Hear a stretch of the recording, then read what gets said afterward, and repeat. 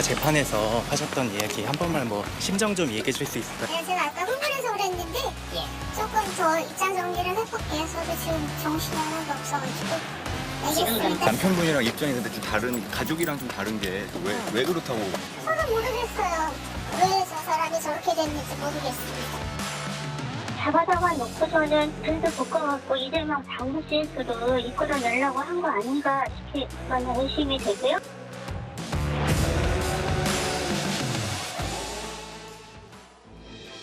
최근 남편에게 법정에서 정신 차리라고 했던 바로 이화영 전 부지사의 부인이죠.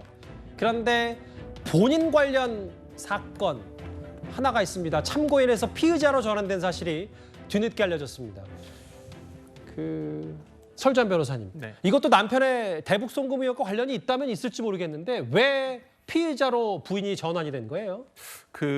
아마 이게 두 가지 사유인 것 같습니다. 하나는 경기도 대북 사업 공문 유출과 관련된 혐의인데 경기도 평화협력국에서 어떤 재판에 대응하기 위해서 이것을 부탁을 해서 어떤 서류가 과연 혐의 사실과 관련이 있는지에 대해서 이걸 공무원에게 부탁을 했다는 부분이어서 이 부분 피의자로 전환이 된 것 같고요. 또 하나는 쌍방울의 자금 흐름과 관련한 어떤 이화영 씨의 계좌 추적이라든지 이런 걸 통해서 이화영 이 전 부지사의 부인에게 거액의 돈이 통장으로 계좌 이체가 됐다든지 이런 자금 흐름이 있다는 부분에 대해서 어떤 쌍방울로부터 받은 아니면 다른 곳으로부터 받은 뇌물은 아닌가 아니면 정치자금법 위반의 어떤 정치자금은 아닌가 이런 부분에 대해서 아마 혐의 두 가지에 대해서 지금 피의자로 전환이 돼서 지금 이번에 소식이 알려진 것 같습니다. 두 가지다. 특히 지금 자막에 보시는 저거. 출처 불명의 자금이 왜 오고 갔냐? 이화영 전 부지사의 부인에서요. 다음 화면을 보겠습니다. 서정욱 변호사님, 이 사건 많이 관심 갖고 쭉 취재한 걸로 저도 알고 있는데 이 2번부터 볼게요. 2017년부터 2018년, 그러니까 5, 6년 전에 이제 이화영 전 부지사 계좌에서, 부지사 부인의 계좌에서 출처 불명의 거액이 포착이 됐다. 이게 어떻게 좀 저희가 설명을 받아들일까요? 이거는 이제 부인은요, 예를 들어 이제 뭐 적금을 넣어서 탔다, 또는 보험금을 넣어서 탔다 이렇게 해명하잖아요. 이게 만약에 진짜라면 바로 낼 수 있는 자료 아닙니까? 지금 이게 검찰이 그것도 확인 안 해봤겠습니까? 예를 들어 보험금 같으면 보험금을 매달 얼마 냈는데 어느 보험에서 탔다, 바로 자료 제출하면 되잖아요. 또 이렇게 적금도 매월 얼마씩 였는데 어느 은행에 적금이 얼마 탔다, 이렇게 자료를 안 내고 있잖아요. 저는 이 부분은 상당히 합리적 의심이 가는 자금 흐름입니다. 왜 그러냐면 저는 적금이나 보험은 터무니없는 이야기다 봐요. 적금 보험이 부인이 바로 타지 왜 남편 계좌를 통해서 부인으로 갔는지 여러 가지 소명이 안 되잖아요. 따라서 저 부분은 저는 철저하게 검찰이 수사하고 있으니 지금 이게 계속 불응하고 있거든요. 왜 건강성의 이유로 불응합니까? 본인이 법정에까지 와서 거의 난동에 가까운 건강을 보였는데, 그리고 라디오 인터뷰도 나갔잖아요. 근데 왜 수사를 못 옵니까? 저는 빨리 지금 6번인가 불응했거든요. 원래는요, 한 3, 4번 불응하면 구속합니다. 체포영장으로. 따라서 저는 저 부분은 진짜 진정으로 제대로 소명을 해야지 뭐 대충 적금 보험으로 넘어와서는 안 된다, 이래 봅니다. 하나만 더요. 이화영 전 부지사 부인은 고정 수입이 없는 가정주부로 알고 있거든요, 저도. 근데 이제 만약에, 이건 뭐 조심스럽습니다만 검찰이 다 들여다보고 있겠지만, 만약에 여러 합리적 의심을 한다면 여기 돈이 왜 오고 가는 겁니까? 아마 이제 뇌물 아니면 뭐 정치자금 그렇겠죠. 결국에 이화영 의원을 보고 주는 거 아닙니까? 부인 보고 누가 돈을 주겠어요. 그러니까 저는 이화영 부지사가 아마 쌍방울이든 아니면 다른 기업일 가능성도 저는 많다 봐요. 쌍방울에게 이미 상당히 다 김성태 회장이 진술하고 있으니 쌍방울 외에 다른 기업에도 또 돈을 받을 수 있잖아요. 그 받은 걸 저녁에 부인한테 주실 수가 있고, 그다음에 1번도 중요합니다. 저게 신모 평화협력국장이 저것 때문에 구속이 돼 있습니다. 지금 현재. 잠시만요. 그러니까 경기도의 대북 사업 자료를 외부로 흘렸다, 이 혐의 말하는 거죠? 그렇죠. 거기 국장이 구속돼 있는데 이화영 의원의 부인이 저 자료가 왜 필요합니까? 저기 납득이 안 되잖아요. 과연 이게 누구를 주려고 저 자료를 유출했을까요? 저거는 제가 보기에 개인정보로 개인정보도 있지만 또 이게 공무상의 여러 가지 비밀이 될 수도 있는 이런 자료들을 과연 이게 누구를 주려고 저렇게 몰래 유출해 했을까? 혹시 이게 이재명 측은 아닐까? 이런 이게 제 추측은 해보는 겁니다. 이게 그러니까 이화영 전 부지사의 부인이 항상 그 뉴스의 중심에 섰던 게 뭐냐면 법정에서 공개적으로 뭐 남편에게 정신 차려라는 등 혹은 뭐 남편이 지금 스트레스로 치아 3개가 빠졌고 그만큼 검찰로부터 압박을 받고 있다. 뭐 이 정도 수준만 저희가 알고 있었는데 남편도 아니라 배우자 본인이 경기도의 대북 사업 자료 유출 관여다. 이건 좀 검찰이 좀 진짜 심각하게 들여다보는 건 아닌지 모르겠습니다. 그러니까 저는 약간 그 법정에서 왜 이화영 전 부지사의 부인이 그렇게까지 얘기했는지 좀 의문이 풀려요. 제 개인적으로는 뭐냐면 자 남편이 좀 제정신을 차려서 제대로 된 진술을 하기를 바라는 마음, 또 하나는 뭐 이재명 대표로 향한 어떤 검찰의 칼날을 조금 피하기 위한 어떤 충정, 뭐 이 두 가지로 이해했었는데 그게 아니라 지금 저 두 가지 혐의에 대해서 수사가 진행되는 과정이 어느 정도 사실로 만약에 밝혀진다면 이화영 전 부지사의 배우자 또한 저게 연관이 되어 있는 거 아닙니까?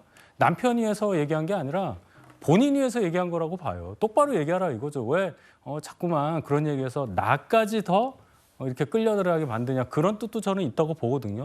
이 부부가 같이 여기에 이 쌍방울과 관련된 또는 뭐 다른 기업이 될 수도 있겠지만 이런 뭔가 부정한 어떤 기업과의 거래, 또 어떤 공문서의 유출, 이런 것에 같이 연루되어 있다는 것은 굉장히 충격적인 얘기예요. 그렇기 때문에 부인의 그 법원에서의 그 부부간의 의견 불일치에 의한 여러 가지 논란들은 굉장히 큰 의미가 있다. 이거 더 지켜봐야 할 사항이라고 저는 봅니다. 설주환 변호사도 지금 윤석 대변인이 말씀하셨던, 그러니까 본인도 이런저런 혐의가 있는데 이게 마치 남편이 그 진술을 그렇게 이재명 대표를 겨냥한 진술을 해버리면 본인까지 불리하니까 법정에서 그렇게 고성을 질렀다고 보세요?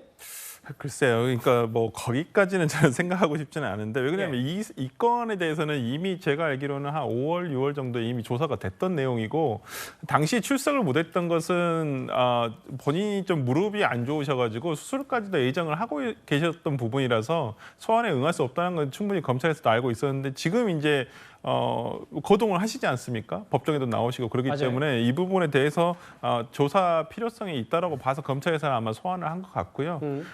뭐 그것 때문에 저는 그랬다고 생각하지는 않겠지만은 조금 제가 뭐 개인적으로 얘기를 드리고 싶은 것은 좀 이화영 배우자가 그 이화영 씨 본인과 조금 직접적인 소통을 했으면 좋겠다 생각이 들어요. 했는지 안 했는지는 모르겠습니다만은 제가 그것까지 확인을 못했습니다만은 잘 안 되는 거 같아요. 안 되는 것 같은 접견하는 변호사가 통해서 아마 얘기가 전달되는 것 같은 생각이 좀 들어서요. 본인하고 조금 얘기를 해서 정말 저도 좀 궁금한 게 이화영 씨의 본인의 어떤 정확한 의사가 뭔지 그리고 본인이 정말로 어떤 식으로 진술했다는 것인지 배우자가 이렇게 하지 않도록 예를 들어서 정말 어찌 보면 언론의 중심에 서버렸지 않겠습니까? 저는 오히려 그 이화영 씨가 본인의 부인에게는 좀 정확한 내용을 얘기해서 부인이 오해 사지 않고 정확하게 안 상태에서 대응할 수 있도록 하는 것이 더 맞지 않나라는 생각을 좀 해봅니다. 알겠습니다. 8월 8일 뭐 다음 주 화요일에 또 이화영 전 부지사 관련 진술, 증언이 어떻게 나올지 여기서 꽤 많은 주목이 될 수밖에 없는데 그 재판도 좀 지켜보고요. 지금 크게 봤으면 이제 대북 송금 의혹과 쌍방울 얘기를 좀 하고 있어서 제가 방송 전에 기사 하나를 접했는데 쌍방울의 김성태 전 회장이 옥중에서 편지를 하나 썼습니다. 바로 저 얘기인데 핵심 내용만 제가 좀 정리를 하자면 이재명 대표를 겨냥한 듯해요. 내가 진실을 말했다고 비난하는 거냐? 그러면서 수사와 재판을 정치적 정쟁에 이용을 한다. 나는 희생양이다. 검찰에서 봐주기 수사를 한다고 납득이 안 된다. 그러니까 이재명 대표 혹은 민주당이 주장했던 김성태 전 회장이 뚜렷한 혐의가 있는데 그걸 재판에 넘기지 않은 이유가 안 넘기고 이재명 대표 관련해 있으면 불어라. 뭐 이것 때문 아니냐는 게 민주당의 주장인데 저렇게 조목조목 오늘 입장을 낸 이유 어떻게 좀 보십니까? 그러니까 민주당의 프레임, 그동안에 이재명 대표가 얘기하고 그다음에 민주당의 그 이제 뭐 대변인이나 이런 사람들이 얘기했던 김성태 전 회장에 관해서 그 부분에 대해서 김성태 전 회장이 지금 반박을 하고 있는 거예요. 처음부터 끝까지 그런 내용이거든요. 그러니까 검찰이 뭐 봐주기 수사를 해서 자기가 그 있지도 않은 얘기를 그 지금 뭐 만들어낸 것 아니다. 뭐 이런 부분이고요. 그다음에 이재명 대표가 또 그런 얘기를 했었죠. 뭐 노상강도 운운했었습니다. 아, 맞아요. 기억이 이 나네요. 노상강도 운운에 대해서 그것도 사실과 다르다. 본인은 기업인일 뿐이다. 이렇게 얘기를 하고 그 본인의 이 사건 그리고 본인은 진실을 얘기하고 있는데 그리고 본인뿐만 아니고 쌍방울의 임직원들이 뭐 18명인가가 지금 다 뭐 구속 기소가 돼 있고 뭐 이런 상황인데 그래서 기업을 살리고 싶은데 그런 부분을 정쟁 얘기가 나오지 않습니까? 정쟁에 이용해서 뭐 본인한테 불리한 여러 가지의 그 정치적 프레임으로 본인들이 그러니까 굉장히 어려움에 처하지 않도록 해달라는 일종의 그런 호소로 보입니다. 그런 점에서 본다면 김성태 전 회장은 이재명 대표와 민주당이 최근에 보이고 있는 본인에 대한 여러 가지 어떤 정치 공세성 발언 이 부분에 대해서 굉장히 불편했던 것 아닌가 이런 생각이 드네요. 지금 이제 제가 객관적인 법정형만 말씀드리면요. 예. 민주당은 이제 국가보안법이나 재산국외 도피, 주가 조작은 왜 수사를 안 하고 봐주느냐 이런 이야기거든요. 김성태 전 회장에게. 예. 근데 김성태 회장의 혐의가요. 뇌물이잖아요. 뇌물은 1억이 넘잖아. 예. 그럼 10년 이상 무기징역. 이게 형이 제일 높아요. 그다음에 횡령배임이 700억이잖아요. 그러면 이제 5년 이상 무기징역. 이게 가장 높은 게 9개 기소가 돼 있습니다. 근데 주가 조작이 몇 년입니까? 이번에 도이치모터스 형량 받잖아, 집행유예. 주가 조작이 그게 진짜 경범죄입니다. 어떻게 보면. 그다음에 그 재산 국외 도피는 아예 판례가 안 된다는 거예요. 왜냐하면 이게 재산을 서에서 비밀금고 빼돌린 거 아니잖아요. 예. 북한이 준 거 아닙니까?